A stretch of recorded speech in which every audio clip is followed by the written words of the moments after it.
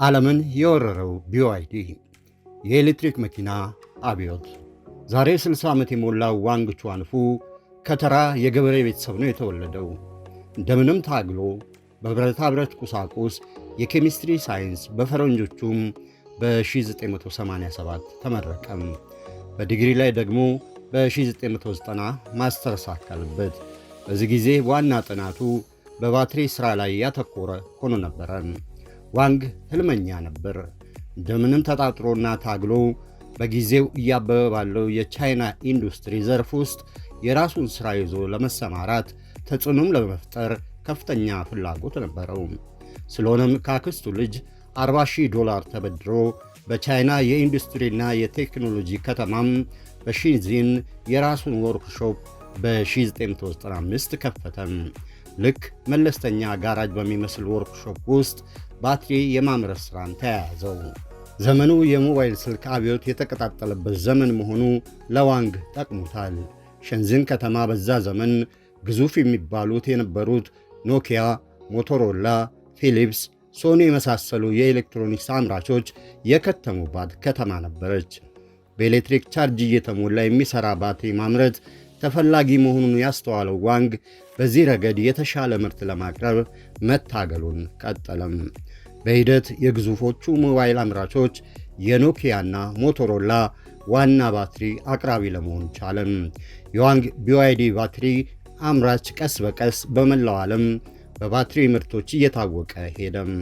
በ7 ዓመት ጊዜ ውስጥም የዓለማችን ግዙፍ የባትሪ አምራች ኩባንያ ወደ መሆኑም ራሱን አሸጋገረም።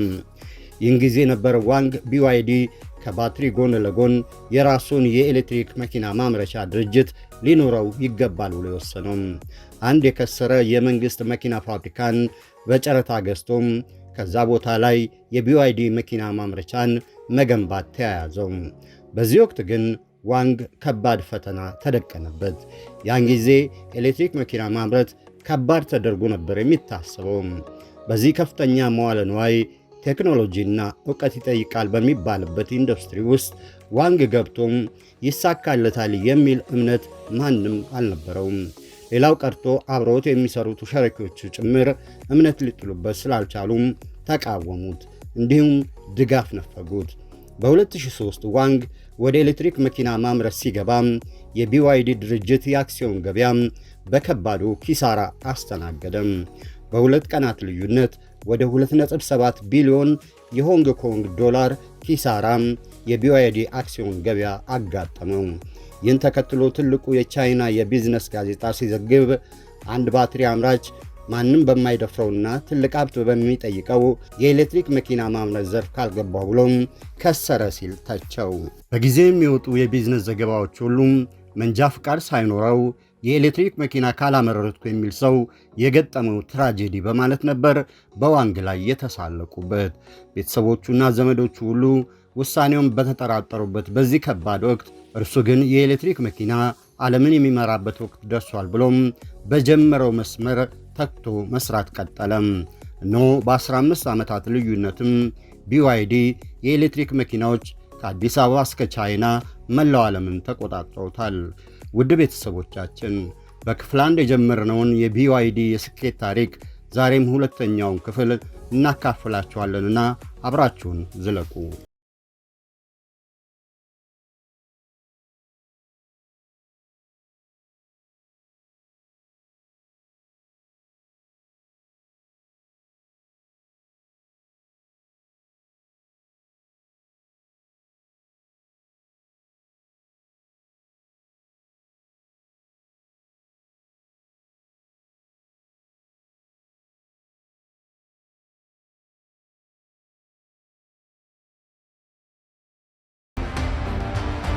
ዋንግ ወደ ኤሌክትሪክ መኪና ማምረት ሲገባ አንድ አቋም ነበረው። የመጪው ዘመን የመኪና ኢንዱስትሪ ወሳኝ ቴክኖሎጂ ሞተሩ ሳይሆን ባትሪው ወደ መሆን ይሸጋገራል በማለት ነው አቋሙን ያሳወቀው። በእርሱ ግምት በ15 ዓመታት ውስጥ ሙሉ በሙሉም በኤሌክትሪክ ኃይል የሚሠራ መኪና መስራት እንደሚችል እርግጠኛ ነበረም። ይህ እስኪሆን ድረስ ግን ማንም ቢሆን ቢሰድበኝም ቢተቸኝም እችለዋለሁ የሚል የማይናወጥ አቋም ላይ ደረሰም። በእነዚህ 15 ዓመታት ዋንግ ብዙ ትችት ደርሶበታል። ህልሙን ለመኖር በሞከረም በየሚዲያው ተወርፏል። በርካቶች የትም አደርስም ብለው ተስፋ ሊያስቆርጡትም ሞክረዋል። ነገር ግን ዋንግ በዚህ ሁሉ አልተበገረም። በእነዚህ ዓመታት አንድ ኤለን መስክ የተባለ ቢሊኒየር ሁሉ በቴሌቪዥን መስኮት ወጥቶ ተሳልቆበታል። ቴስላ የተባለ የኤሌክትሪክ መኪና አምራች እየገነባ ያለው ኤለን መስክ ስለ BYD መኪኖች ሲጠየቅ ከት ብሎ ነበር የሳቀው።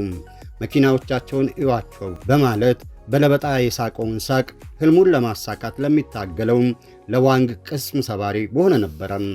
ዋንግ ዓላማ መርሰው ነበር። ሁሉንም እንቅስቃሴዎቹን በስትራቴጂክ እቅድ የሚመራ ሰው ነበረ። በዚህ መነሻነት 3 ቁልፍ መሠረታዊ ትልሞች አውጥቶ መተግበር ቀጠለ። ውሳኔ 1 BYD በማንም ላይ የማይተማመንና በማንም ላይ ጥገኛ ያልሆነ ድርጅት ሊሆን ይገባል የሚል ነበረ። ቴስላ የኤሌክትሪክ መኪና አምራች ከፓናሶኒክ ድርጅት ነበር ባትሪ የሚገዛው። ቮልስዋገንም ቢሆን ከሌሎች አምራቾች ነው የሚሸምተው። ሁሉንም ቁሳቁስ ሙሉ በሙሉ በራሳቸው የሚያመርቱ ድርጅቶች በዓለም ደረጃ አልነበሩም። የኤሌክትሪክ ቁሳቁስ፣ ሞተር፣ ቺፕስ፣ ሲም፣ ኮንዳክተር ወይም መስታወት ጭምር ከሌላ አምራቾች እየገዙ የሚገጣጥሙ ፋብሪካዎች በሞሉበት ዓለም BYD ግን የማንም ምርት ጥገኛ አልሆኑም ብሎ ነው ወደ ሥራ የገባው። በ2021 በኮሮና ወረርሽኝ መዘዝ የቺፕስ ምርት ከዓለም ገበያ ተቋረጠ። በዚህ የተነሳ ብዙ የቺፕስ ግብዓት የሚጠቀሙ ኢንዱስትሪዎችና መኪና አምራቾች ጭምር ተጎዱ። ከዚህ አጋጣሚ BYD ቀድሞ የወሰደው አቋም ምን ያክል አዋጪ መንገድ እንደሆነ ታይቷል። BYD ሌላው ቀርቶ የባትሪ ግብዓት የሆነው ሊቲየም ማዕድንን ራሱ ነበር ከቲቤትና ከደቡብ አሜሪካ ሀገራት በቀጥታ የሚገዛው። BYD የሆነ ምርት ወይም ገበያ በመስተጓጎሉ ሊደርስበት የሚችልን ኪሳራ በእጅጉ ቀንሷል። ሁለተኛው የBYD ቁልፍ ውሳኔም ለደንበኞቹ አማራጭ ያለውን ምርት የማቅረብ ፍላጎት ነው። ደንበኞች በኤሌክትሪክ የሚሰራ ብቻ ሳይሆን ጎን ለጎን በነዳጅ የሚሰራ መኪናም መገንባት ግቡ አድርጎ ነበረ። ኤሌክትሪክ መኪና አስተማማኝ የኤሌክትሪክ አቅርቦት እንዲሁም በማንኛውም ቦታም በቀላሉ የሚገኝ ቻርጅ ማድረጊያን ማግኘትን ይጠይቃል። በቻይናም ሆነ በዓለም ዙሪያ ይህንን ማግኘት ይከብዳል የሚለው ግምት ትክክለኛ ነበረ። ስለዚህ በነዳጅም በኤሌክትሪክም የሚሰሩ ሃይብሪድ መኪናዎችን ማምረት ግቡ አደረገ። ዋንግ የወሰደው ይህ ውሳኔ BYDን ከፍተኛ ገበያ እንዲያገኝ ረድቶታል። የኤሌክትሪክ መኪና ኢንዱስትሪን የተቀላቀሉ አምራቾች በኤሌክትሪክ ብቻ የሚሰራ ካላመረትን ምኑን የኤሌክትሪክ ተባል በሚሉበት በዛ ወቅት ዋንግ ግን አማራጭ ያስፈልጋል ብሎም ሃይብሪድ መኪኖችን ሰራ። በቻይና ብቻ የሃይብሪድ መኪናዎች ወደ $500 ሚሊዮን ገበያ ገና በመጀመሪያዎቹ ወቅቶች አምጥተውለታል። ዋንግ ትክክል እንደነበረም በድጋሚ አረጋገጠም። ሶስተኛው የዋንግ ቁልፍ ውሳኔ ደግሞ ባትሪ ቴክኖሎጂ ግንባታን በተመለከተም የወሰደው እርምጃ ነው። መላው ዓለም ኒኬልና ኮባልት ማዕድናትን በመቀላቀል ባትሪ መገንባትን ፋሽን ባደረገበት ወቅት እርሱ ብሌድ ባትሪ የተባለ አዲስ አሰራርን ይዞ መጣ። የሊቲየም አይረን ፎስፌት ኬሚካልን ቀላቅሎ የሚጠቀም ባትሪ ነበረ። ሊቲየም ደግሞ በቀላሉ የሚመረትና በብዙ ቦታዎች በርካሽ የሚገኝ ነበረ። የBYD ባትሪ ርካሽ ብቻ ሳይሆን ለአደጋ ተጋላጭነትንም የሚቀንስ ነበረ። የቀድሞ ባትሪዎች የመጋልና የመንደድ ባህሪ ነበራቸው። የእሱ ግን ይህን ቀርፈዋል። ሌላው ቀርቶ ቴስላ የተባለው ግዙፉ የኤለን መስክ ኩባንያ የBYDን ባትሪ ለመጠቀም ሲገደድ ነበር የታየው። ዋንግ በዚህ አጋጣሚ ጣፋጭ በቀሉን ተበቀለም። ከዓመታት በፊት የሳቀበትና የተሳለቀበትን ኤለን መስክን የBYD ባትሪ ደጅ ጠኚ አድርጎት አረፈው። ጢንቸል ጉረኛው አፈረ፣ ትጉ ኤሊ ግን ተከበረ የሚሉትን ተረት በዚህ አጋጣሚ እንደሚሰራም ዓለም ታዘበ።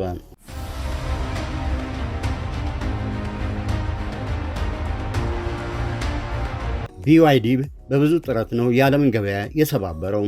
ምስጋና ለመስራቹ ለዋንግ ሩቅ አሳቢነት ይግባውና ድርጅቱ ብዙ መሰናክሎችን አልፎ ነው ዛሬ ላይ የቻይና ኩራትና ክብር ለመሆን የበቃው። ዛሬ ላይ ቴስላን፣ ቮልስዋገንን፣ ቶዮታንም ሆነ ሌላም ግዙፍ ኩባንያዎችን በብዙ መንገዶች እየተገዳደረ ከገበያ እያስወጣ ነው ያለው። BYD ለዚህ ደረጃ እንዲበቃ በራሱ ያዋለው ትጋትና ጥረት ከፍተኛ ቢሆንም ነገር ግን የቻይና መንግስትም በብዙ መንገዶች ደግፎታል። BYD መሬት በነፃ ከማግኘት ጀምሮም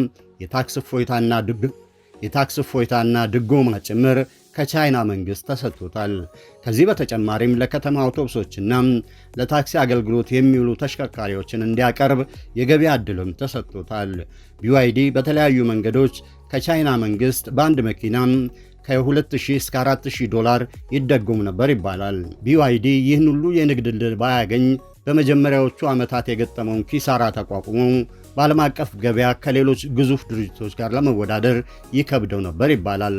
አንዳንድ ሀገራት ይህን አይነቱን ድጎማና ጥቅማ ጥቅም የቻይና ያልተገባ የገበያ አሻጥር ነው ቢሉትም፣ ነገር ግን ድርጅቱ በራሱ ያደረገው ጥረትና ትግል የስኬቱ ወሳኝ መሠረት መሆኑን ግን አያጠያይቅም። ዛሬ BYDን አሜሪካ እንዳይገባባት አግዳለች።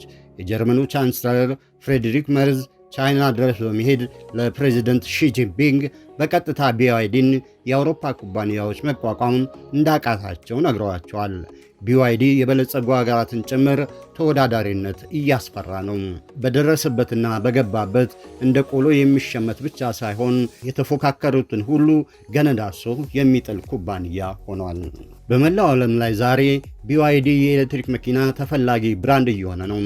ከ10,000 ዶላር በታች ዋጋ ያለው በርካሽ የሚገኝ ነገር ግን ደግሞ በአንድ ቻርጅ ብቻ ከ300 እስከ 500 ኪሎ ሜትር የሚጓዝ አስተማማኝ የባትሪ ቴክኖሎጂ ያለው መኪና ማን ይጠላል? BYD እንደ አሜሪካ ቴስላ የተራቀቀና ውድ መኪና ላቅርብ ካለ ይችልበታል። በዲዛይን፣ በውበት፣ በምቾትና በቅንጦት ሁሉም የዓለሙ ውድ መኪና ብራንዶችን የሚያስከነዱ ተሽከርካሪዎችን ማምረት ይችልበታል። በኢትዮጵያ BYD ሴጎል፣ BYD ሶንግ ፕላስ፣ BYD ዩአን ፕላስ እንዲሁም BYD ዩአን አፕ በሰፊው እየተነዱ ነው። በተለይ የራይድ አገልግሎት የሚሰጡ ሰዎች BYD ሴጉልን ሲሻሙባት ይታያል። ይቺ የBYD ኤሌክትሪክ መኪና ሞዴል ባለፈው አንድ ወር ልዩነት ብቻም ከ400 እስከ 600 ሺህ ብር የዋጋ ጭማሪ አሳይታለች። በኢራን ጦርነት መዘዝ ነዳጅ መጨመር ከጀመረ ወዲህ የሁሉም መኪና ግዢ ትኩረት እንደ BYD ባሉ የኤሌክትሪክ መኪኖች ላይ አርፏል። የመኪና ነጋዴዎቹም ይህን ታሳቢ አድርገው ዋጋውን ሰማይ አስነክተውታል። በዓለም አቀፍ ገበያ ላይ BYD ሴጉል በ7800 የአሜሪካን ዶላር ነው የምትሸጠው። ድርጅቱ በዚች መኪና ላይ ከፍተኛ ቅናሽ ማድረጉን በቅርቡ ነው ያሳወቀው። ይሁን እንጂ በኢትዮጵያ በአሁኑ ሰዓት BYD ሴጉል በ3.8 ሚሊዮን ብር ነው እየተሸጠ ያለው። አንድ የአሜሪካን ዶላር በ165 ብር በአማካኝ በመደበኛው የባንክ ምንዛሬ እየተመነዘረ ሲሆን፣ በዚህ ስሌት ከተካሄደ ደግሞ የBYD ሴጉል ዋጋ በዓለም ገበያ በሚሸጥበት በ7800 የአሜሪካን ዶላር ይሸጥ ቢባል በኢትዮጵያ አማካኝ ዋጋ 1.28 ሚሊዮን ብር ሊሆን ይገባል እንደማለት ነው። ነገር ግን በኢትዮጵያ ንግድ በብዙ እጥፍ ካልተተረፈበት በስተቀር እንደ ንግድ አይቆጠርም። ተመጣጣኝ የትርፍ ምጣኔ አስልቶ መነገድ አይታወቅም። የሚቆጣጠር አካልም የለም። ስለዚህ የBYD ሴጉል መኪና ዋጋ በዓለም ደረጃ ከሚሸጥበት ዋጋ ወደ 2.6 ሚሊዮን ብር ጭማሪ ያለው እንደማለት ነው። መኪና ሻጮቹና ደላሎቹ ግብር፣ ቀረጥ፣ ኢንሹራንስ፣ ትራንስፖርት፣ ጂኒ እያሉ አየር የሚይዙበት ነገር አያጡም። ነገር ግን የኤሌክትሪክ ተሽከርካሪን ከውጭ ለሚያስመጡ ሰዎች መንግስት ከ5 እስከ 15 በመቶ ብቻ የሆነም አነስተኛ የሚባል የታክስ አሰራር ነው ያለው። ብዙ ሰዎች BYD ሴጉልን ለማስወደድ የፈለገ ምክንያት ሊደረድሩ ይችላሉ። ነገር ግን የ7800 ዶላር መኪና ኢትዮጵያ ሲደርስ በምን ተአምር ነው 11000 ዶላር ይሸጣል ለሚለው አሳማኝ አመክንዮ ማቅረብ እጅግ ከባድ ነው። ይህም ሆኖ BYD መኪኖች ከፍተኛ ተፈላጊነት እያገኙ በመምጣታቸው የሴጉል ሞዴል በአንድ ወር ውስጥ ብቻም ከ400 እስከ 600 ሺህ ብር ጨመረ እየተባለ ሰው ሲሻማበት ይታያል።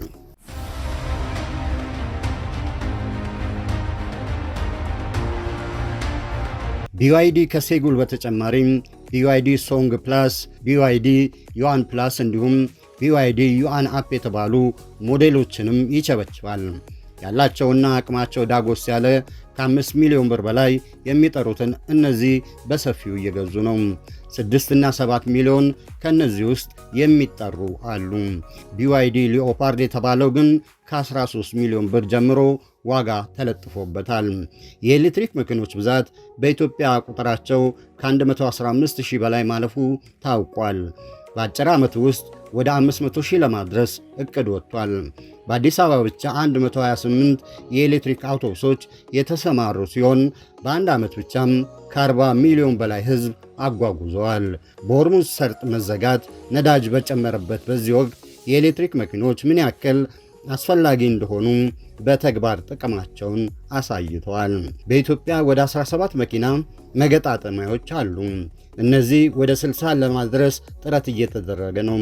በተለይ በኤሌክትሪክ መኪና ማምረት ዘርፍ የሚሰማሩት እየተበረታቱ ይገኛል። ከውጭ ከሚገቡት በተጨማሪ በአገር ቤት የኤሌክትሪክ መኪኖችን መገጣጠም እቅድ ወጥቶለት እየተሰራ ነው። ሌላው ደግሞ የነዳጆቹ መኪና ወደ ኤሌክትሪክ መቀየር በአማራጭነት እየተሰራበት ነው። ኢትዮጵያ በዓመት $4 ቢሊዮን ለነዳጅ የምታወጣ ሀገር ናት። አሁን ባለው የዓለም ተጨባጭ ሁኔታ ደግሞ $4 ቢሊዮን ተከፍሎ ነዳጅ በቀላሉ ማግኘት እጅግ እየከበደ መጥቷል። የዓለም ነዳጅ ዋጋ መወደዱ ሳያንስ በዘላቂነት ማግኘትም የዓለም ሁኔታ የማይገመት ነው። የአየር ንብረት ለውጥ ደግሞ ከነዳጅ ይልቅ በካይ ባልሆኑ የኤሌክትሪክ መኪኖች ላይ ትኩረት እንዲጨምር እያደረገ ነው። በዓለማችን የኤሌክትሪክ መኪና ነበር ቀድሞ የተሰራው። ሆኖም ፈጣን አይደሉም ተብሎ ተተወም። ከመቶ ዓመታት በኋላ ግን ተመልሶ የኤሌክትሪክ መኪኖች ተፈላጊ ሆነዋል። ከሰሞኑ የኃይሌ ገብረስላሴ ንብረት የሆነው ማራቶን ሞተርስ የሃዩንዳይን ሃዩንዳይ አዮኒክ 9 የተባለ ዘመናዊ ተሽከርካሪን ገጣጥሞ ለገበያ አቅርቧል። ድርጅቱ በኤሌክትሪክና በነዳጅ የሚሰሩ 15 አይነት የመኪና ሞዴሎችን በአገር ቤት ገጣጥሞ ለገበያ ያቀርባል። ልክ እንደ ማራቶን ሁሉ የኤሌክትሪክ መኪና በመገጣጠም የሚታወቀው እንደ በላይነህ ክንዴ ያሉ ድርጅቶች አውቶቡስ፣ ሚኒባስና ኮስተርን ጨምሮ እየሰሩ በማቅረብ ላይ ናቸው።